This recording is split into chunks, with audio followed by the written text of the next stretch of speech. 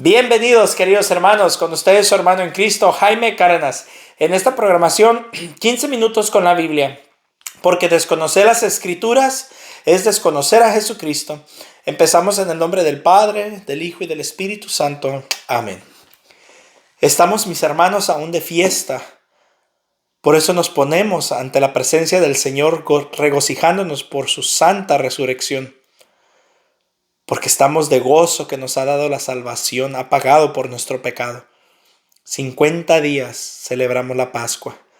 Por eso, Señor, permítenos gozarnos por este tiempo. No es solamente un día para nosotros los cristianos, sino que estamos 50 días de fiesta.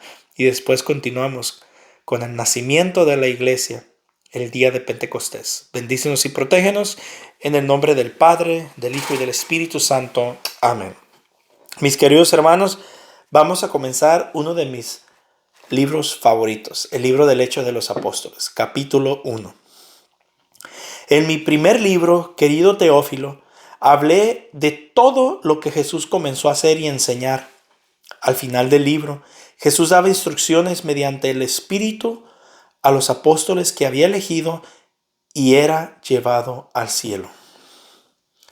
De hecho, se presentó a ellos después de su pasión y les dio numerosas pruebas de que vivía. Durante 40 días se dejó ver por ellos y les habló del reino de Dios. En una ocasión en que estaba reunido con ellos, les dijo que no se alejaran de Jerusalén y que esperaran lo que el Padre había prometido. Ya les hablé al respecto. Les dijo: Juan bautizó con agua, pero ustedes serán bautizados en el Espíritu Santo dentro de pocos días. Los que estaban presentes le preguntaron: Señor, ¿es ahora cuando vas a restablecer el reino de Israel? Les respondió: No les corresponde a ustedes conocer los tiempos y las etapas que solamente el Padre tenía autoridad para decidir. Pero recibirán la fuerza del Espíritu Santo cuando venga sobre ustedes y serán mis testigos en Jerusalén, en toda Judea, en Samaria y hasta los extremos de la tierra. Dicho esto, Jesús fue arrebatado ante sus ojos y una nube lo ocultó de su vista. Ellos seguían mirando fijamente al cielo mientras se alejaba. Pero de repente vieron a su lado a dos hombres vestidos de blanco, que les dijeron: Amigos Galileos, ¿qué hacen ahí mirando al cielo? Este Jesús que les ha sido quitado volverá de la misma manera que ustedes lo han visto ir al cielo. Entonces volvieron a Jerusalén desde el monte llamado de los Olivos, que dista de la ciudad como media hora de camino. Entraron en la ciudad y subieron a la habitación superior de la casa donde se alojaban. Allí estaba Pedro, Juan, Santiago y Andrés, Felipe y Tomás, Bartolomé y Mateo, Santiago, hijo de Alfeo, Simón el Celotes y Judas, hijo de Santiago. Todos ellos perseveraban juntos en la oración en compañía de algunas mujeres, de María, la madre de Jesús, y de sus hermanos. Uno de aquellos días, Pedro tomó la palabra en medio de los discípulos. Había ahí como 120 personas y les dijo: Hermanos, era necesario que se cumpliera la Escritura, pues el Espíritu Santo había anunciado por boca de David lo que hizo Judas, este hombre que guió a los que prendieron a Jesús. Era uno de nuestro grupo y había sido llamado a compartir nuestro ministerio común. Sabemos que con el salario de su maldad se compró un campo, se tiró de cabeza, su cuerpo se reventó y se desparramaron sus entrañas. Este hecho fue conocido por todos los habitantes de Jerusalén, que llamaron aquel campo en su lengua Akeldama, que significa campo de sangre. Esto estaba escrito en el libro de los Salmos: que su morada quede desierta y que nadie habite a ella, y también está escrito que otro ocupe su cargo.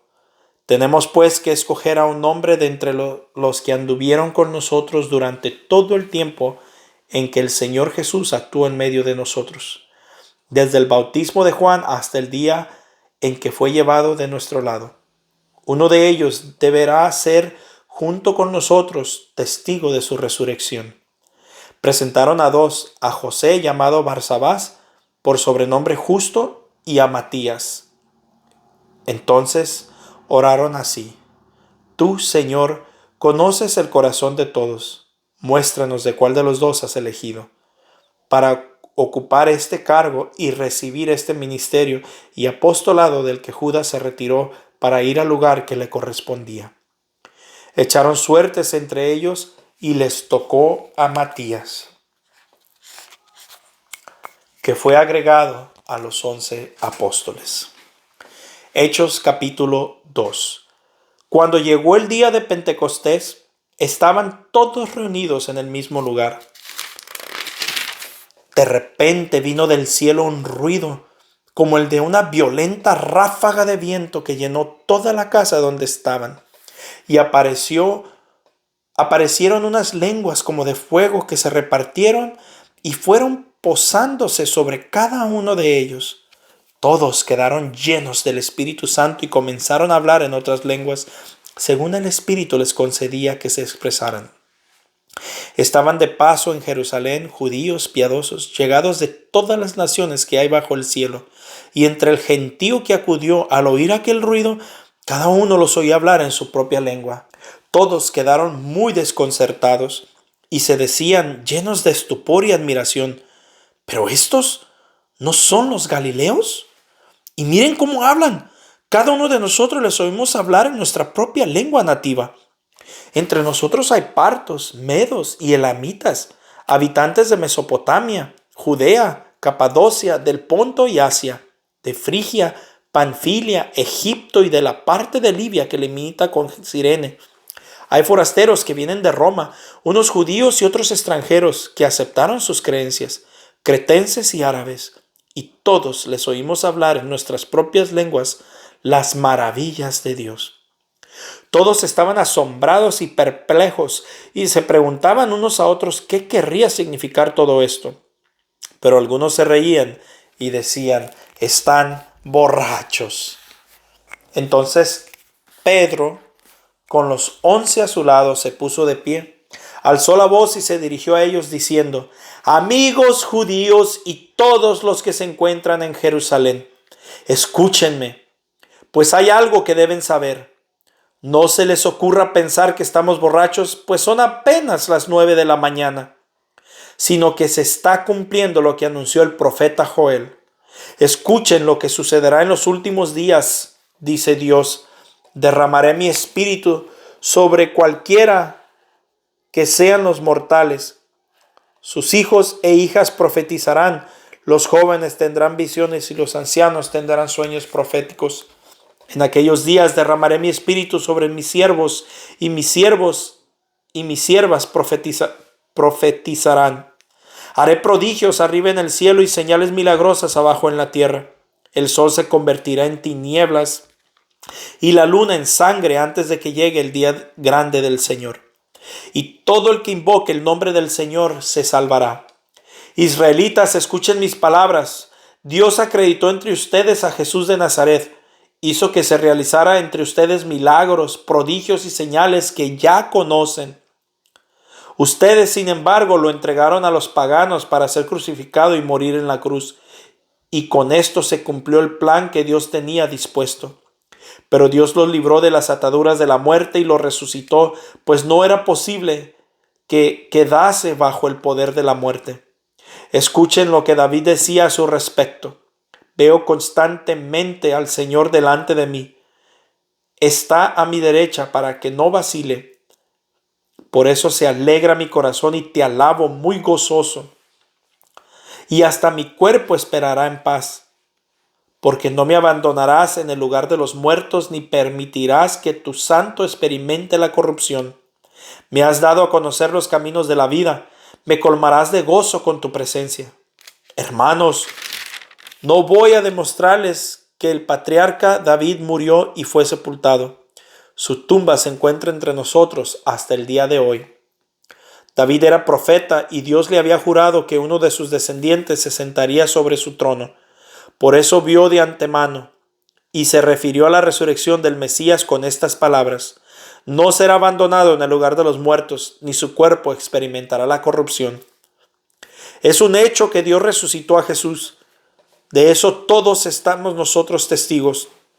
Después de haber sido exaltado a la derecha de Dios, ha recibido del Padre el don que había prometido. Me refiero al Espíritu Santo que acaba de derramar sobre nosotros, como ustedes están viendo y oyendo. También es cierto que David no subió al cielo, pero estas palabras son suyas. Dijo el Señor a mi Señor: siéntate a mi derecha hasta que ponga a tus enemigos debajo de tus pies. Sepan entonces con seguridad que toda la gente de Israel, que Dios ha hecho Señor y Cristo a este Jesús, a quien ustedes crucificaron. Al oír esto se afligieron profundamente y dijeron a Pedro y a los demás apóstoles: ¿qué tenemos que hacer, hermanos? Pedro les contestó: arrepiéntanse y que cada uno de ustedes se haga bautizar en el nombre de Jesús, el Mesías, para que sus pecados sean perdonados. Entonces recibirán el don del Espíritu Santo, porque el don de Dios es para ustedes y para sus hijos, y también para todos aquellos que el Señor nuestro Dios quiera llamar, aunque estén lejos. Pedro siguió insistiendo con más argumentos. Los exhortaba diciendo: aléjense de esta generación perversa y sálvense. Los que acogieron la palabra de Pedro se bautizaron, y aquel día se unieron a ellos unas 3,000 personas. Eran asiduos en la enseñanza de los apóstoles, con la convivencia fraterna, la fracción del pan y las oraciones. Toda la gente sentía un santo temor, ya que los prodigios y señales milagrosas se multiplicaban por medio de los apóstoles. Todos los que habían creído vivían unidos, compartían todo cuanto tenían. Vendían sus bienes y propiedades y repartían después el dinero entre todos según las necesidades de cada uno. Todos los días se reunían en el templo con entusiasmo, partían el pan en sus casas y compartían la comida con alegría y con gran sencillez de corazón. Alababan a Dios y se ganaban la simpatía de todo el pueblo. Y el Señor agregaba cada día a la comunidad a los que se iban salvando. Palabra de Dios. Te alabamos, Señor.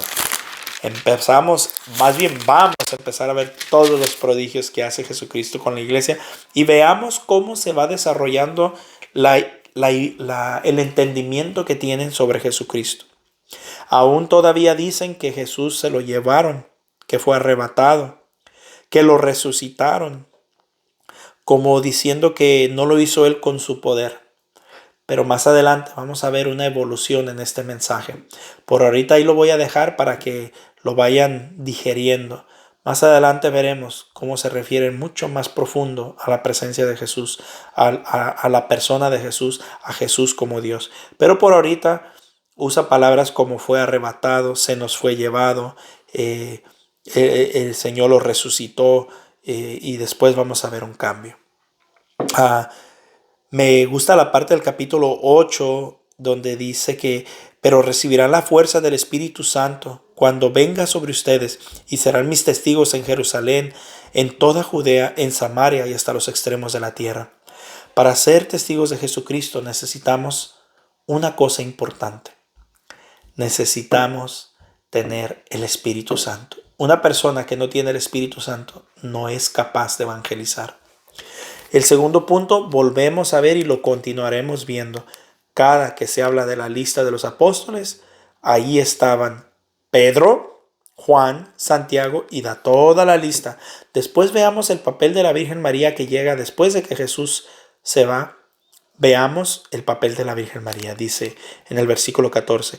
Todos ellos perseveraron juntos en la oración en compañía de algunas mujeres. Miren, a todas las mujeres las ponen en un saco. Y miren, de María, la madre de Jesús. Cómo a María literalmente la separan del grupo de las mujeres y le dan su propio título. Y dice, y de sus hermanos. Continuaremos hablando con lo de María y de sus hermanos. Aquí podemos decir que son hermanos de Jesús, que son hermanos de María. Dice, está hablando de María y luego dice, y de sus hermanos. Pero ya hemos tocado mucho el tema de los hermanos y continuaremos tocándolo. Aquí no lo voy a ignorar. Pero por ahora, por el tiempo, solo recordemos, María, la madre de Jesús, la ponen en un saco separado, independientemente a ella con su título y de sus hermanos. O sea, en el mundo bíblico habla de sus familiares, así se les decía. Recordemos cómo Abraham le dice a Lot, no es posible que tú y yo nos peleemos siendo hermanos, cuando literalmente 2 versículos después, si no me equivoco, 3 versículos después dice que Lot y Abraham, que Abraham era tío de Lot. Así que la palabra hermanos, literalmente en la Biblia, no significa hermanos como el día de hoy. Y después dice, uno de aquellos días, Pedro, nuevamente se levanta Pedro y toma la palabra y da instrucciones. ¿Qué es lo que tenían que hacer? Aquí nos está hablando de una primacía donde vamos a ver todo el resto de la Biblia, cómo Pedro cada vez va a crecer más y cada vez va a ser el que tiene más autoridad. ¿Por qué? Porque Cristo ya se la había dado. Y escogen a otro. Ahí vemos la sucesión apostólica en la que creemos los hermanos católicos y no creen nuestros hermanos de otra religión porque obviamente no les conviene. Pero nosotros católicos sí creemos la sucesión apostólica y por eso vemos que se va transmitiendo hasta el día de hoy. Me gusta la parte del capítulo 25, el versículo 1, donde dice, para ocupar este cargo y recibir el ministerio y apostolado del que Judas se retiró para ir al lugar que le correspondía. Miren, cualquiera diríamos, pero Jesucristo dijo que que le sería mejor no haber nacido el que entregue al Hijo del Hombre. Y pues vemos que él se suicidó, entonces cualquiera decía, se fue al infierno. Mas sin embargo, Pedro no dice que se fue al infierno, porque no debemos de juzgar. Pedro dice, se fue al lugar que le correspondía y solo Dios sabe cuál le corresponde. Entonces, cuidado cuando a veces decimos, ay, ya está gozando de Dios en el cielo. No sabemos. Así sea tu mamá, tu papá, mi mamá, mi hermano, mi hermana, quien sea. No sabemos, solo Dios sabe el lugar que les corresponde, solo Dios sabe el lugar en el que están. Por eso nunca dejemos de orar por ellos, porque no siempre se está en el cielo. La otra parte que me llama la atención en el capítulo 2, versículo 12, dice, todos estaban asombrados y perplejos y se preguntaban unos a otros qué querría significar todo aquello. Pero algunos se reían y decían, están borrachos. Mis hermanos, siempre va a haber aquellos que no creen. No se desanimen. Por más prodigios y milagros que vean, siempre van a estar los que no creen. Y vemos nuevamente en el capítulo 14 donde Pedro se levanta y habla. Van a empezar a observar un crecimiento en Pedro. Ojalá y recordemos todas estas cosas. La parte donde vamos a ver, de ahora en adelante, esto no lo quiero olvidar, de ahora en adelante vamos a ver qué lugar tiene la fracción del pan dentro de la comunidad que va creciendo, dentro de la comunidad que va naciendo. De aquí para adelante vamos a ver mucho más sobre el cuerpo de Cristo. En el versículo 42 dice, eran asiduos a la enseñanza de los apóstoles, a la convivencia fraterna y a la fracción del pan. A la fracción del pan. Entonces vamos a ver cómo ahorita lo habla de una manera muy general, lo habla de una manera muy simple, pero a medida que vamos avanzando en las cartas apostólicas, en las epístolas de San Pablo, vamos a ir viendo un desarrollo tanto en la persona de Jesucristo como en la fracción del pan y en la primacía de Pedro. Mis hermanos, un fuerte abrazo, la paz del Señor y primero Dios continuaremos mañana.